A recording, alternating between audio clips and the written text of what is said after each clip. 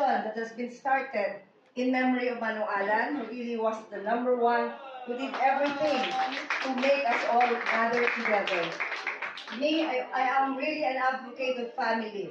I am an advocate of family. I am a protector of life. And my advocacy is really family and life. That is why I'm a family life minister, ministering to families, marriages, and even annulments.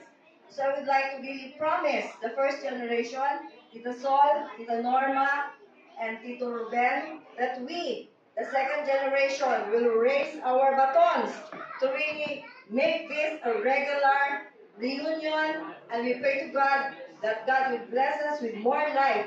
Don't say wala na kamo next year, because God's grace is overflowing. I know that God wants us to be family always, to be gathered, and I know that they will give you long life, blessings, and all the financial graces you would love to have as a family.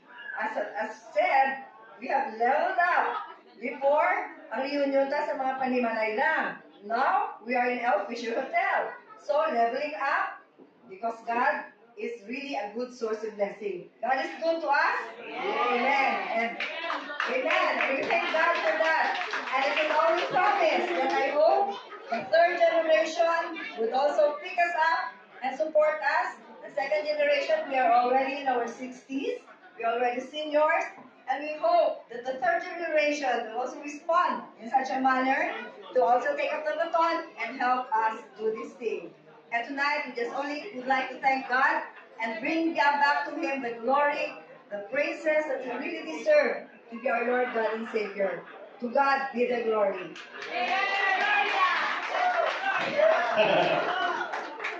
Okay, since many, okay, any more who want to say something?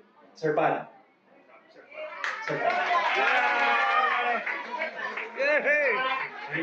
First of all, we'd like to thank my brother who has arranged for all of this.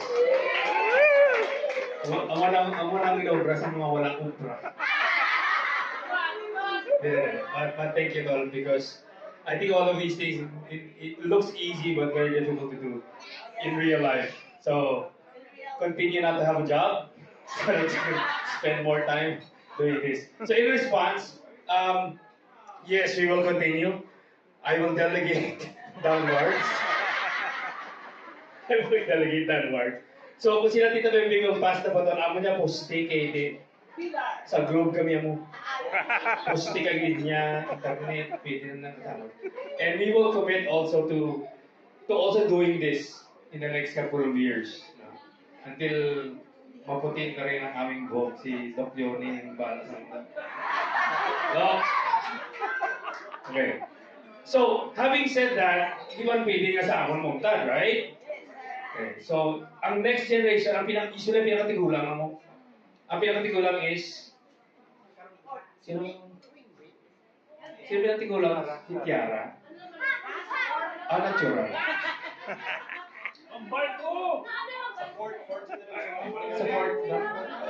So sa fourth generation, I guess it's okay. We'll make a tradition. We'll make a tradition. Or I will volunteer you na lang. I volunteer you. Okay. So si Tiara will now do the fourth generation. So if you don't know Tiara, Tindog. Okay. Sa mga fourth generation na taon si Tiara, Tindog ka na yung balat na yun. Iuli ang kortina dito. Joke lang. Tatay Junjun, okay. Damo na siya racket, wala manubra. So, may ara sa linya. Okay, so officially we will now pass on also the baton to her and to the fourth generation, sa mga fourth generation. Walang kilala sa fourth generation. Ikaw, may dancer na kami. May dancer na kamo. Okay, may dancer na. Practice na dahil kayo may pariaan lang sa biyak ko. At tutog sa pariaan. Okay? So, but thank you so much for coming over. I think we should do this every year kung kaya. I think we should do this every year. Di lang kung kaya. So, thank you and enjoy the night. Thank you, Sir Pat. Any more? Any more? Sige na. Going once. Going twice.